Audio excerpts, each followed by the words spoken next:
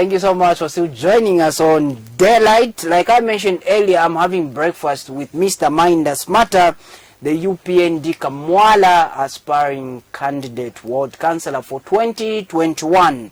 Sir, good to have you here.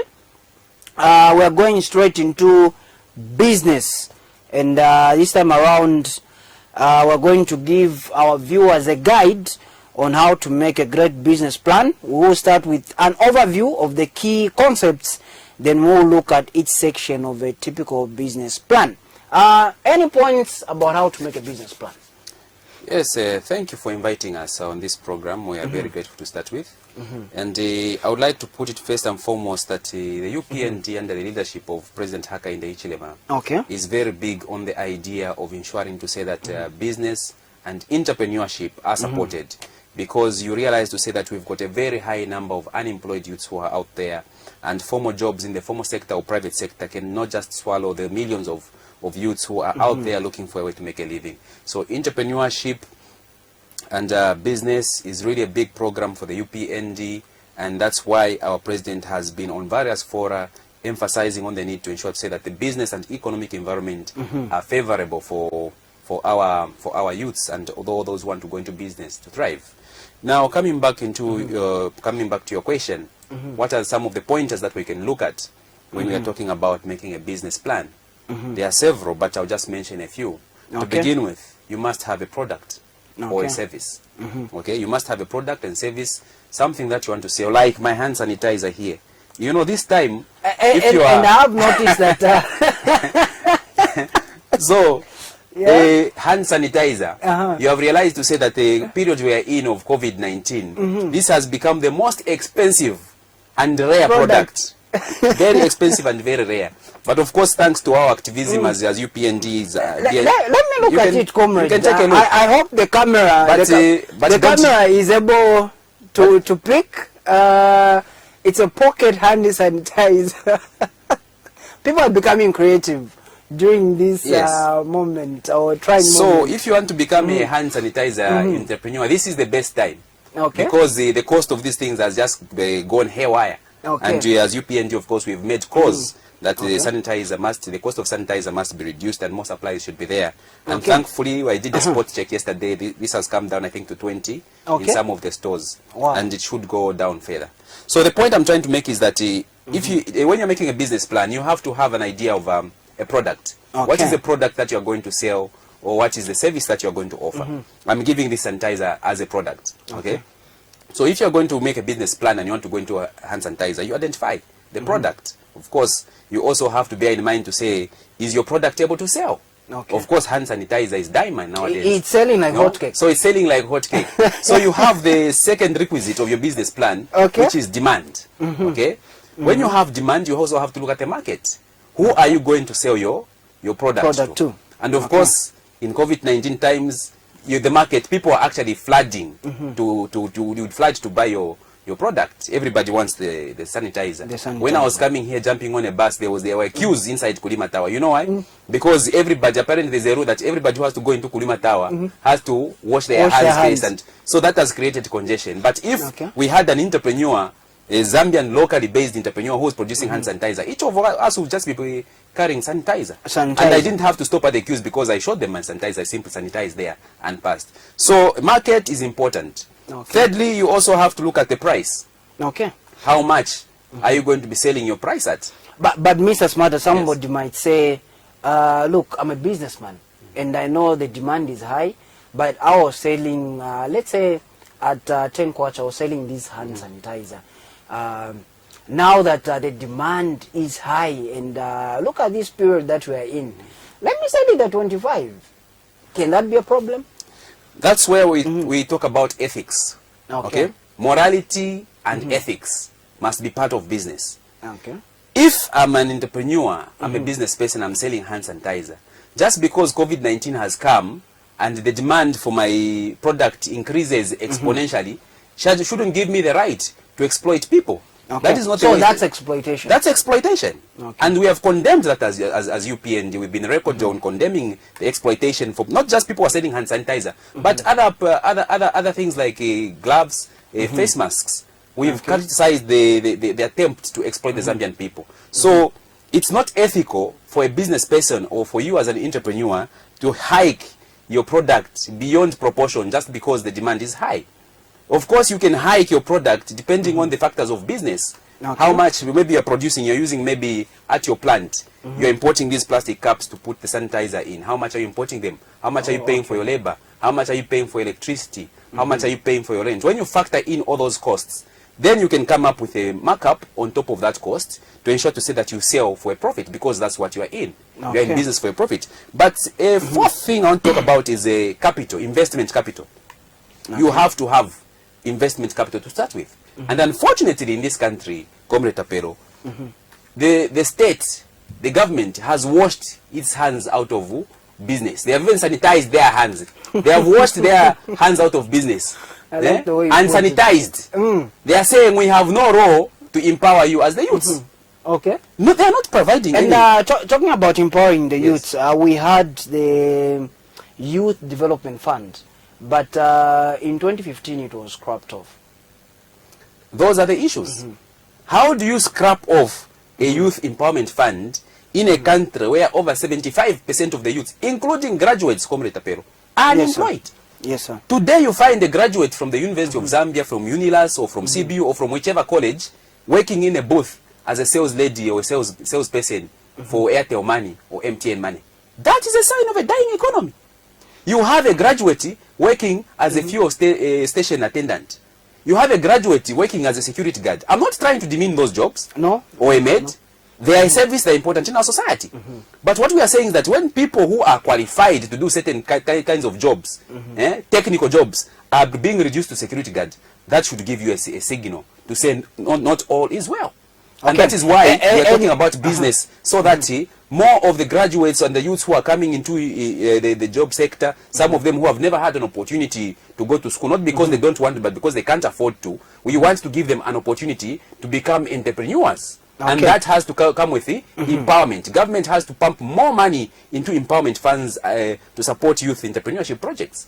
That is the position of the UPND, and that is the position of President Haka in the Hichilema, who even now, before even forms government next year, has launched what is being called the Youth Challenge, where he's identifying youths of potential to be able to empower them so that they can start their business. But if he becomes president, I can tell you, he can do 100, 1,000 more times better than what he's currently promising right now.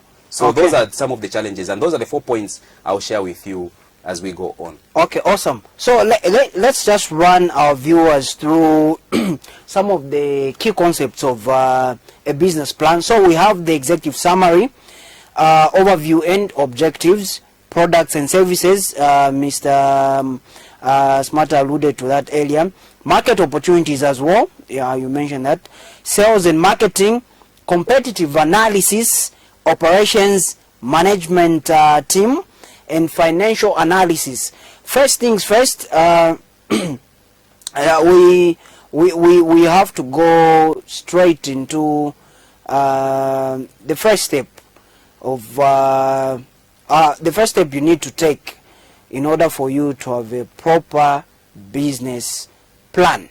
But before I even go into the steps of having a proper business plan, what I want to ask is, you mentioned earlier that 75% of Zambia's population comprises the young people. Now, earlier I asked you a question about scrapping off the Youth Development Fund, and you later told me about the UPND president, his plans and what he's currently doing. But my concern, and I'm sure our viewers out there want to know, what will be the UPND's remedial plan in order to absorb these youths into formal jobs or empowering them with capital to start their businesses? Thank you very much for that question, Comrade Tapero. To begin with, the current economic crisis that we find ourselves in, where the Kwacha has turned 18 years old and will vote with us next year in 2021, the crisis where we find ourselves, where you have a state situation where you have the prices of commodities running wild, inflation is too high, yet the wages for those who work have remained static, has got a fundamental problem in one, the problem of corruption, and two, the problem of a lack of a proper economic plan on how we can grow the Zambian economy. And these are the two things which our president, Hakainde Hichilema, has been emphasizing on. And he has said that one of the first things that our government in waiting, our incoming government will do when we form power next year, is first and foremost to stamp out corruption. Corruption is a mass killer. Even now when we're talking about COVID-19, the issues of corruption can affect the fight against COVID. But we'll talk more about that later. But the point that I'm making is that corruption has to be stamped out. Number two, the economy has to be reorganized. Before we come to the economy being reorganized, I want to find out what is fueling corruption in Zambia currently. Like you are putting it, you've noticed that there is corruption, but what are the prevailing factors leading to corruption being rampant in Zambia? Corruption, first and foremost, is an issue of greed. Pure and simple. Pure, senseless greed. You have people who are entrusted with the national treasury. You have people who are entrusted with the management of the national economy. And these people, instead of helping uplift the lives of the people who elected them, decide to empower themselves with that wealth. They decide to appropriate that wealth for themselves, leaving the masses of the Zambian people with nothing. So it's simply a matter of greed. But the thing about corruption is that it begins to feed off each other. If your boss, Comrade Tapero, is going to be so corrupt that your salaries are delayed, or instead of paying you, he pockets your salaries and says you go for 2 months without pay. You, even as a journalist, you'll be forced to become corrupt because you have to make ends meet. I have to survive. You have to survive. That means each time I come here, you say, no, comrade, at the moment, we have certain challenges that are going on. So I think if you can have maybe 100 or 150, we can cover you. You know you're going. You see what I mean? So corruption at the top. The members are saying, they say, Isa Williambiro Kubola Kumutu. So if you have corruption starting at the top there, believe you me, whether you and I are morally upright, we'll be forced into this cycle of corruption, because corruption deprives so many people of income, so many people of business opportunities, so many people of wealth. At the end of the day, even when you go into the police station, they will say, "Uyumurand before chikaribo segula, gula plain paper, ream of pen paper, na mabope ni 5." What does a ream of paper and mabope ni 5 have to do with you being assaulted? That is corruption. But if you look deeper, you find that it is coming about because people are deprived of the necessary income and salaries and wages or profit, which can come to them if their leaders were sharing the wealth that is being made in that country. Unfortunately, all the wealth that is made in this country, talk about mukula, talk about mineral resources, talk about land, is only being owned by a few. What do we use ourselves to survive, to pay our bills and buy our food? We have to look to other means. And unfortunately, some of those means have to do with corruption. So that is the cycle of corruption. And your next point, you're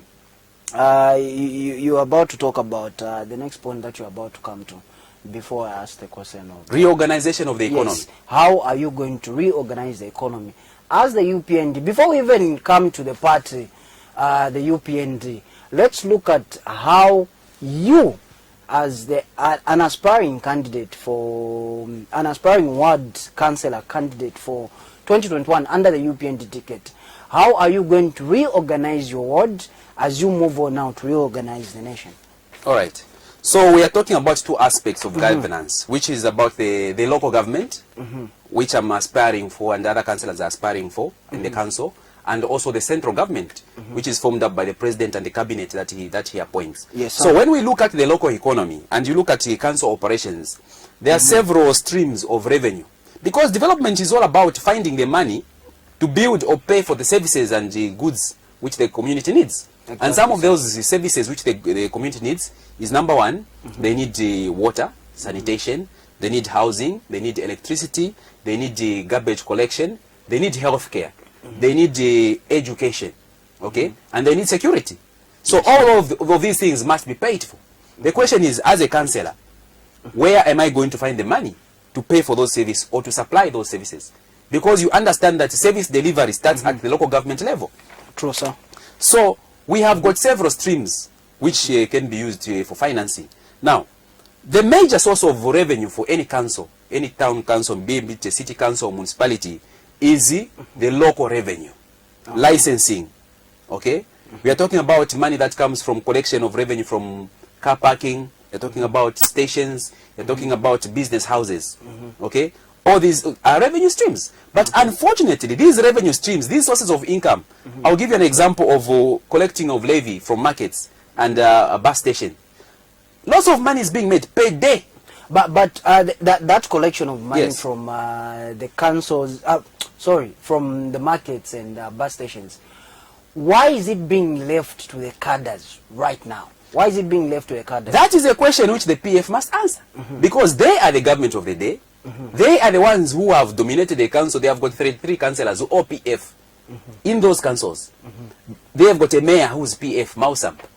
They are the best persons to answer why the revenue or the money which should be going into service delivery within Lusaka and all the wards in the communities is being collected by cadres who are now driving VXs, big vehicles. They are building mansions from the monies that they are collecting from the bus stations. And it is a problem, comrade, because they are depriving councils of the revenue. So if they are depriving councils of revenue, and then you've got a road or a pipe, water pipe that has broken down in Kamwala, who's going to pay for the fixing of that? Who's going to fix that leaking pipe? It won't be fixed because the money which was supposed to be used for that is going into the pockets of cadres. That is corruption. That is a failure of leadership. And that's why President Haka in the Ichilema, and at one point, our youth leader Gilbert Liswaniso called for these cadres to be evicted and kicked out of the markets. Why was he saying that? Because he realized to say that if those people keep on collecting money which is due to the council, the city council itself won't have the money to deliver services to the community. So those are the problems which the council is facing. It's a question of the PF failing to put her house in order in terms of controlling markets, bus stations, and other revenue sources. But Mr. Simataa, you would agree with me that I have two questions for you. The first one is this: somebody would argue, or the PF might argue, they are out there to say, see, this has been a problem streaming from the UNIP era, the MMD.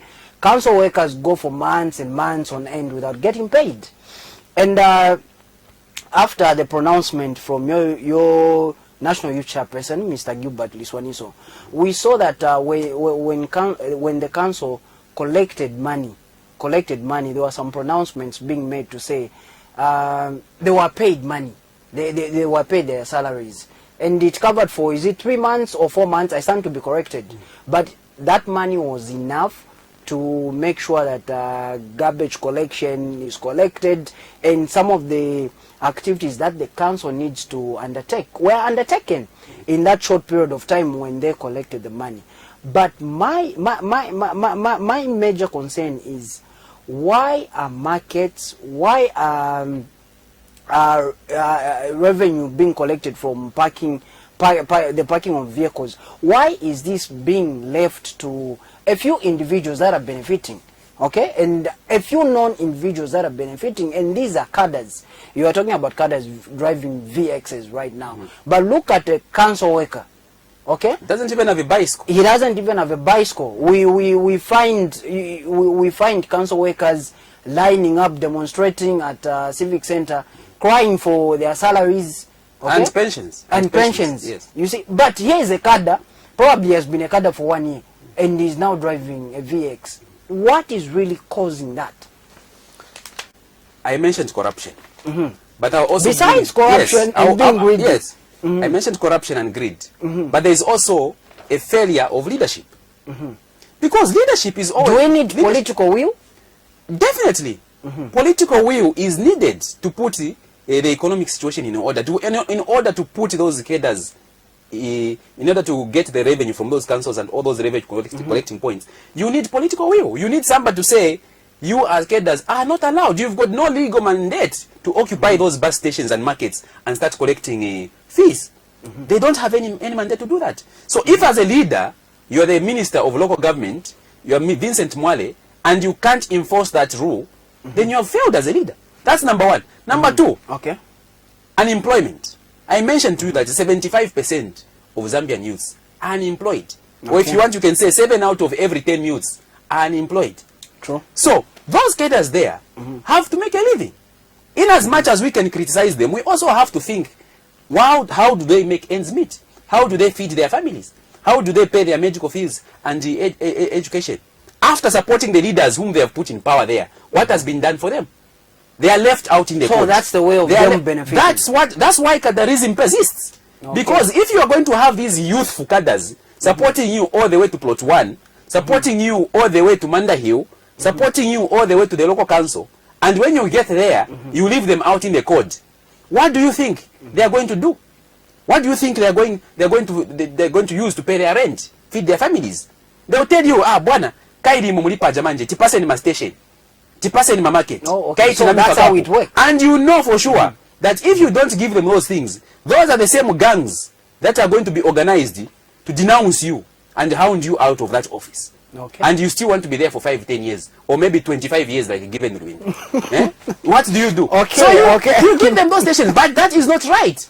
That is not right, because traders are not the only Zambians out there. You've got innocent Zambians and youths who also need service delivery. Okay. And they need revenue from those councils to be coming in so that they don't have fishala that are going to make them sick of cholera or maybe even COVID-19. Okay. You see that kind of thing? Yes. Those are the issues. Okay. Before we come to the end of this segment, let me quickly draw your attention to we had a report on Kamwala South Market. The marketeers, they are trading from the roadside. Their major concern was, or their major complaint was that of a market shelter.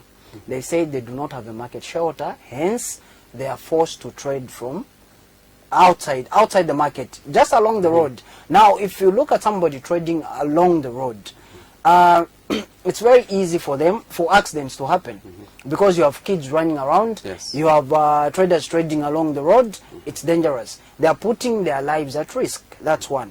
Then two, we discovered that the place which is reserved for a market shelter, the space is not adequate for a market shelter to be constructed. Three, we discovered again that the shops that were constructed for people to trade in are being now turned into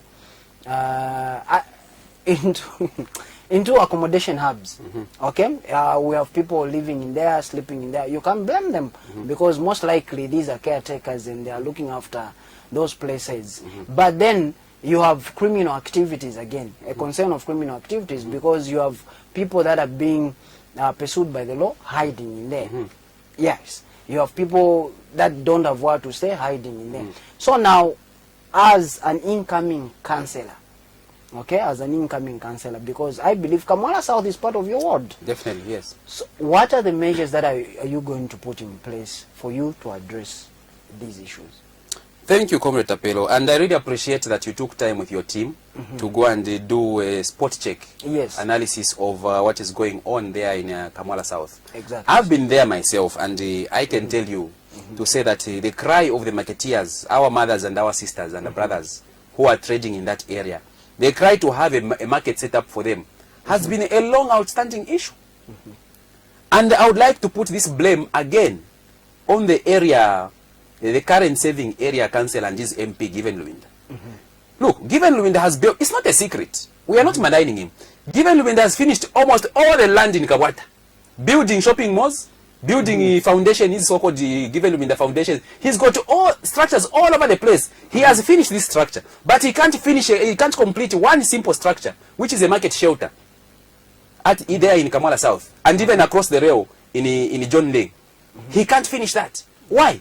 Lack of political will, greed. These are the things that we're talking about.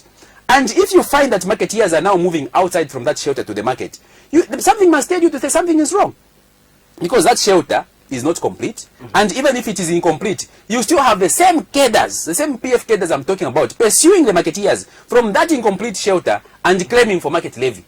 In an incomplete shelter, they are claiming for market levy.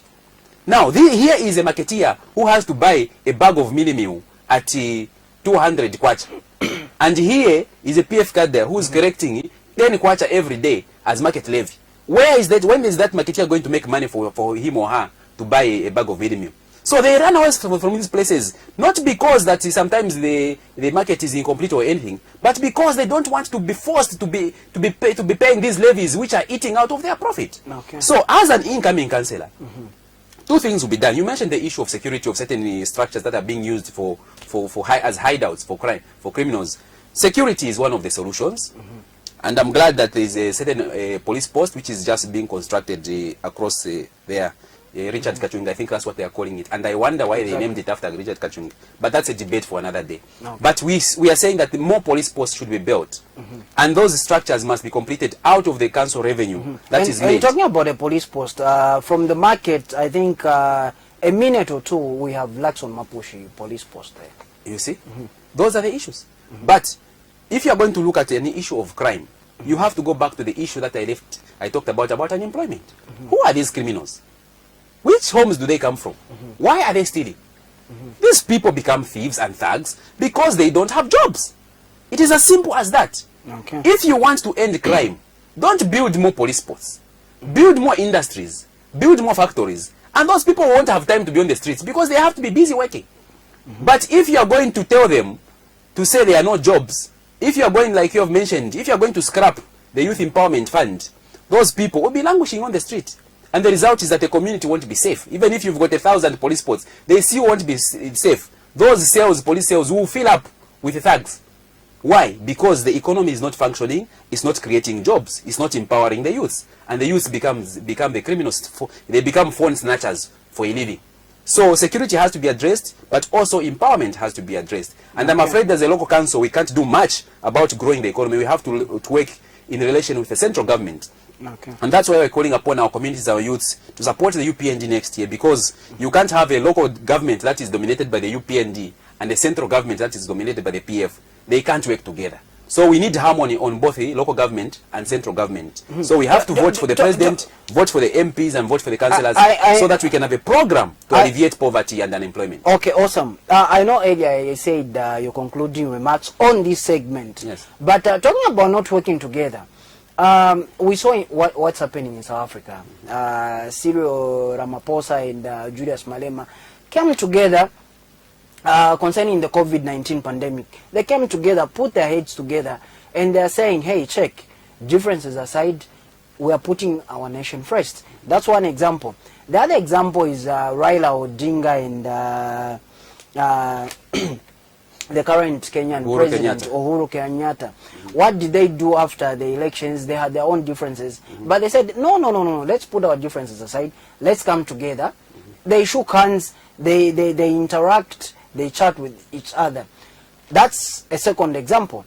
The third example is that of the Tanzanian president. We saw him not shaking hands, but shaking feet. Shaking feet.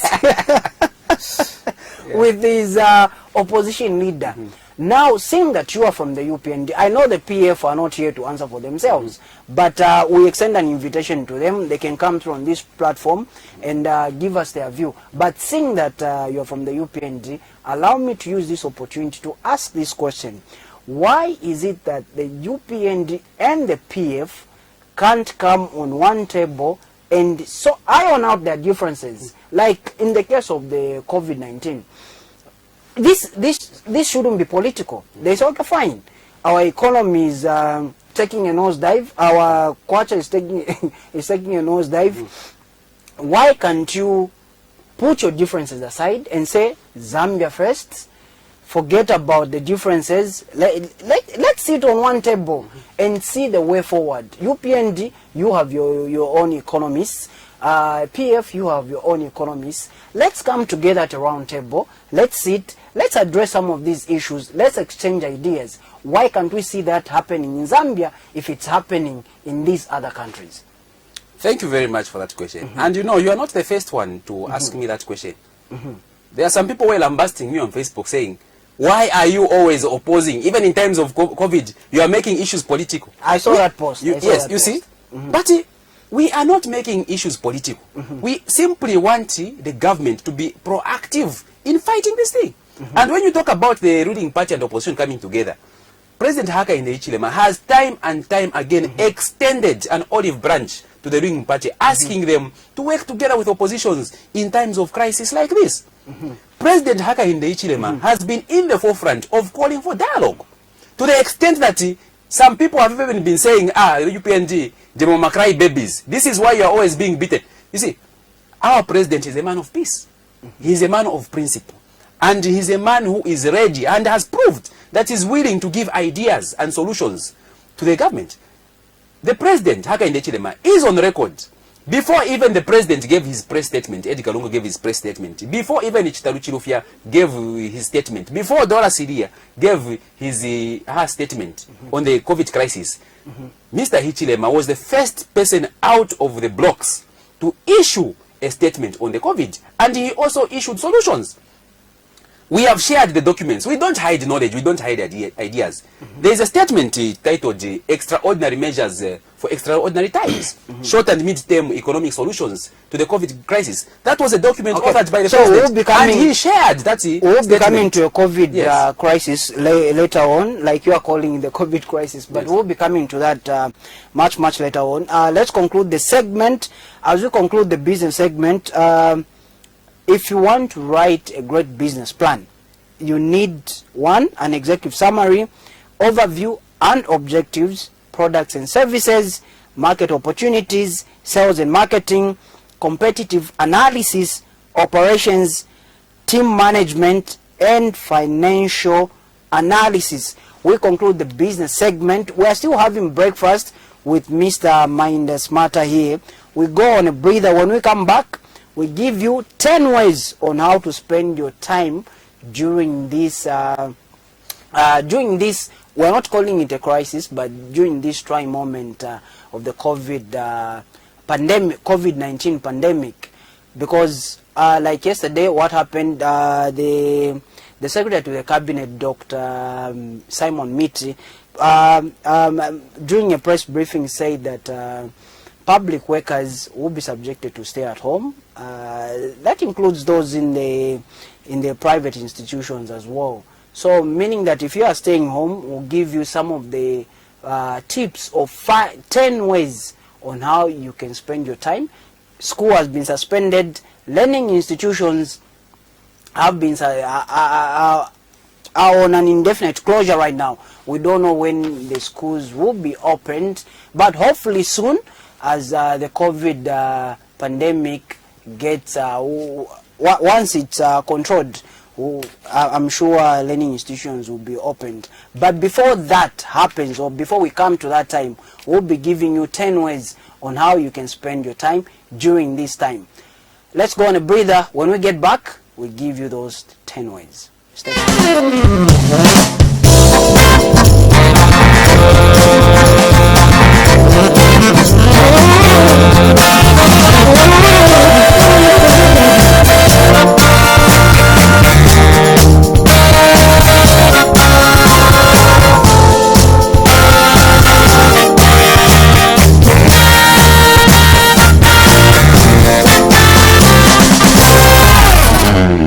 Here is a special announcement. With effect from midnight on Thursday, 26th March 2020, all bars, nightclubs, cinemas, gyms and casinos must be closed. All restaurants must operate only on a takeaway and delivery basis, and all public gatherings such as conferences, weddings, funerals, festivals and the like are to be restricted to at most 50 people, subject to them complying with Public Health Authority guidelines. These measures, to last for an initial period of 14 days, have been ordered by His Excellency, the President of the Republic of Zambia, Dr. Edgar Chagwalungu, in order to protect the people of Zambia from the coronavirus, which is ravaging the entire world. This message has been brought to you by the Ministry of Information and Broadcasting Services.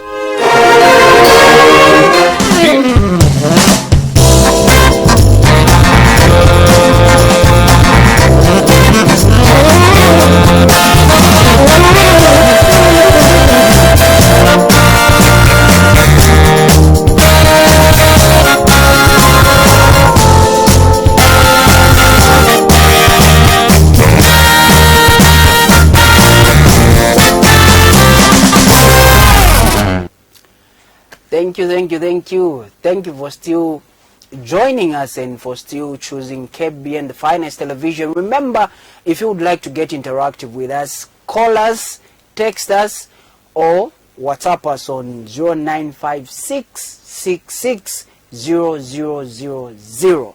That's 095666600, and get interactive with us. And remember, we are live on Facebook, so go to Facebook, like our Facebook page. That's Kenmark Broadcasting Network. Get interactive with us, leave your comments there. Now, before we went on a break, I mentioned that we'll be talking about the 10 ways on how you can spend this time when school has been cancelled, you are not going for work, because you have to protect yourself during this COVID-19 pandemic that we are faced with. That's globally, it's not only Zambia, as you are aware out there. So the first thing that you need to do is to take care of yourself. Okay, you need to take care of yourself, and as a first step, don't neglect your physical and mental health. Meditate, do jumping jacks in your living room, practice yoga, or go to a gym. Whatever it is that works for you, do what takes care for your body and mind. Okay, so that's the first step that you can do. The second step, you can learn a new skill.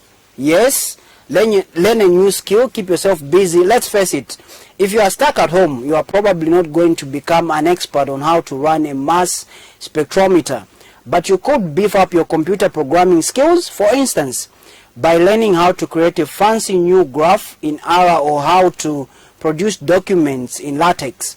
You could also read a book about a new topic, or circle or back that online course that you never finished. Okay, so the third step that you need to take during this time when you are at home, you're not going to school, you're not going for work, revisit that long forgotten project. We have projects that we've neglected, or we have projects that we've put on standby to say, okay, fine, because I don't have time, I'm always busy at school, I'm always busy at work. This is the time, okay? This is the time to revisit that project. Somewhere in the deep, dark depths of your computer's file system, do you have an unfinished manuscript or unpublished data? If so, then you might want to use this to dust off the files and figure out whether what you have is in fact publishable. Okay, so that was the third point. The fourth point, promote your work online. Okay, if you make cakes, if you sell hand sanitizer like Mr. Mainda Simataa was saying, if you make mineral water, ice blocks, fritters and the like, promote your work online, because now you are forced not to go outside. Okay, consider devoting time to a bit of marketing. Does your personal website need updating? Have you been meaning to set up a Twitter profile and learn what hashtags are? Would you like to write a popular science article or create a YouTube video about your research? If so, this might be the perfect time to wiggle your way out from underneath the rock you have been living under and find new avenues for connecting with other researchers and sharing your work. If you are struggling with social isolation at home, then social media might also help with that, giving you a way to interact and commiserate with other scientists, such as those on academic Twitter. Okay, that was the fourth point. And the fifth point, create a graphical abstract of your research. Okay, graphical abstracts, self-explanatory visual summaries of the main findings of your research, are an increasingly popular way to communicate science. They take time to make, but they are a perfect eye catcher and are recyclable. Once you have made one, you can place it on posters, presentation slides, papers, and social media platforms. It could even help you build your personal brand. So those are the benefits of staying at home and making use of this time. Number 6, apply for funding.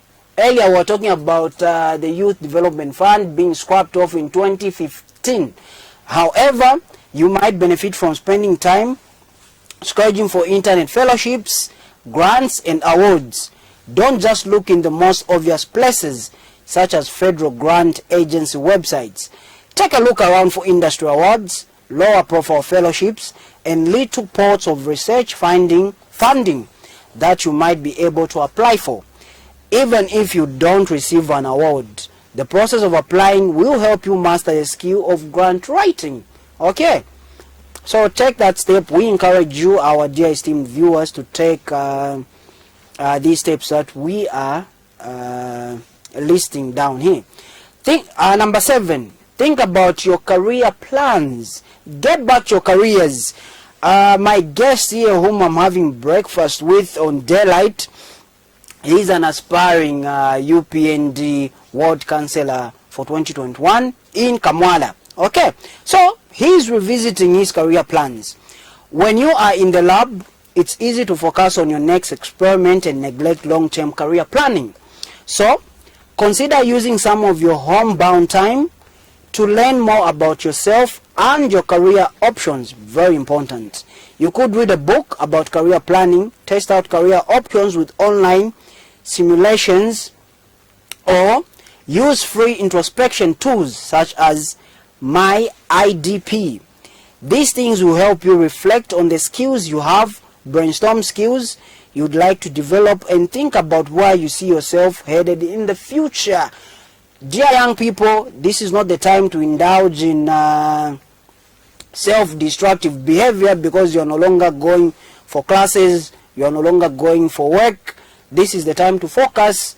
And number 8, conduct informational interviews. If you have a few ideas about jobs that might interest you, then take this time to reach out to professionals who currently hold those jobs. In the midst of a pandemic, it's not appropriate to ask them to meet up for coffee, but you can ask them for a quick phone call or Skype chat or WhatsApp video call. The reality is that people whom you'd like to speak with may be working from home too. Okay. What's more, they might be itching for more social contact. So informational interviews could be a good way to break isolation, learn about someone's career, and build a network while still keeping a distance. Okay, awesome. Number 9, as we conclude, be nice to your fellow humans. Very important. We are all humans.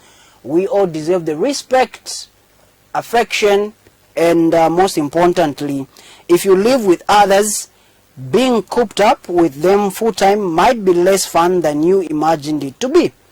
Channel your frustrations into something harmless. For instance, by punching a pillow, exhausting yourself with push-ups, or placing a tea towel between your teeth and screaming as loud as you can. Whatever you do, don't punch anyone, please. We don't want fights during this time of self-isolation. What we need right now is ideas and basically working together. The 10th and last point, do fun stuff. Please, loosen up, do fun stuff. Close your eyes and think back to the time before you went to grade school. What was giving you joy? Is there an old hobby you can pick up again? One upside of your home confinement is that you no longer need to spend time commuting back and forth to work. Can you relocate that time to doing something that will bring you joy, or at the very least alleviate some stress? It's an incredibly turbulent time for most of us. Take care of yourself and others, and remember to wash your hands. If you don't have soap, if you don't have running water, like our guest here gave an example, you can always use hand sanitizer and make sure that you keep your hands clean. Coming to you, sir, during this time of self-isolation, how are you taking care of yourself? And basically, how should the people out there that are at home take care of themselves? Thank you for that question, comrade. Okay. I would also want to add to the list of things to do, and I think you've mentioned reading there. Just yesterday, Floyd Shivambu, who's the deputy president of the EFF, did share some books with me on WhatsApp. Okay. And he says that for the 21 days lockdown, the EFF is encouraging its membership and the general public out there to use reading, extensive reading, to gain more knowledge about their country, to gain more knowledge about their struggle. They are using reading. They are making time of that 21-day lockdown to read. But I would want to say that in as much as we all know, and it's good that you have shared some of those measures which can be taken to ensure say that you utilize the time on your hands. I'm afraid, Comrade Tapelo, I'm afraid that some of the things that we are taking as measures in this country are not workable. I'll give you an example. The government has said, I just read in your script that the government has said that public service workers can go and work from home, is it? If I quote you correctly? Yes, they can go and work from home. We have a clip to that effect. We'll be running that clip. Now, tell me, how does a bricklayer who lives in Misisi or in Kanyama or in Mandevu work from home? Because that is a what you'd call trade crafts. They work by constructing things. So, if you are going to tell them to stay at home, how are they going to pay their rent or buy food? And by the way, these are people, you know, the statistics. The majority of Zambians live on $1 a day. In fact, now, without that the dollar has gone to 18 kwacha, we are living maybe on 50 cents a day. The majority of Zambians live on less than 50 cents a day. And it's hand to mouth. If they don't go out there to Soweto and push a wheelbarrow, or they go there on the streets and sell their onions and tomatoes, how do you expect them to eat? And I do take great exception to the statement that was issued by Sande Chanda, the media director for PF, who was criticizing President Hakainde Hichilema that his call for a lockdown is not well-meaning. What does it mean it's not well-meaning? He said the president is calling for a total lockdown because he wants to cause anarchy. He said the likes of Hichilema can afford to stock up foods. You know, this is the problem with people who don't read, like Sande Chanda. They are quick to speak, but they don't read.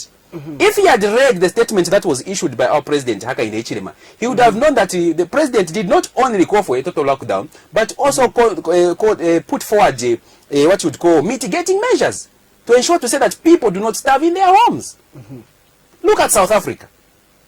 South Africa, Johan Rupert and Oppenheimer have contributed 1 billion rands to the fighting of the COVID crisis.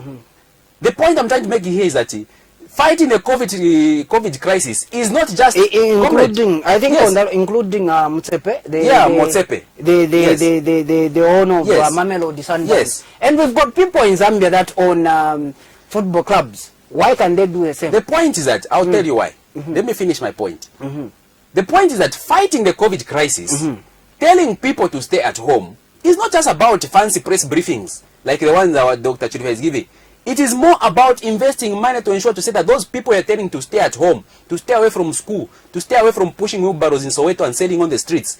Those people must be cushioned. You have to feed them. You have to pay their rent. And that is why the United States has spent $1 trillion on the COVID crisis. Britain has spent about half of that, about I think 500 million pounds to that effect. China has been spending. They built a hospital in 2 weeks.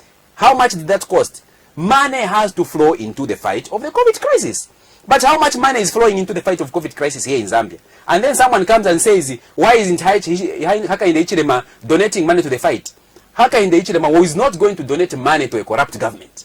How many times has this government been given money and that money has ended up in people's pockets? The person who's leading the fight against this COVID-19 is a person in his ministry. We have got question marks of corruption. $2 million worth of drugs from medical stores which went missing under Dr. Chirufe. $250 million for the 50 ambulances which were overpriced under Dr. Chirufe. And you want Mr. Hakainde Hichilema to put money in that government so that those people can become more fat. It's not going to happen. But our people on the ground in UPND are making a difference. The aspiring councillor for Kamfinsa, Honorable Subeta, was giving sanitizers, hand buckets in Kamfinsa that side. The incoming MP for Chawama, Potiphar Tembo, he's doing his part. Many other sitting and incoming MPs for the UPND are doing their part. How many buckets of water or sanitizer has the so-called Sande Chanda given? Nothing. He's just good at talking. The people who do nothing are good at talking. So those are some of the things which we are talking about, Comrade Tapelo.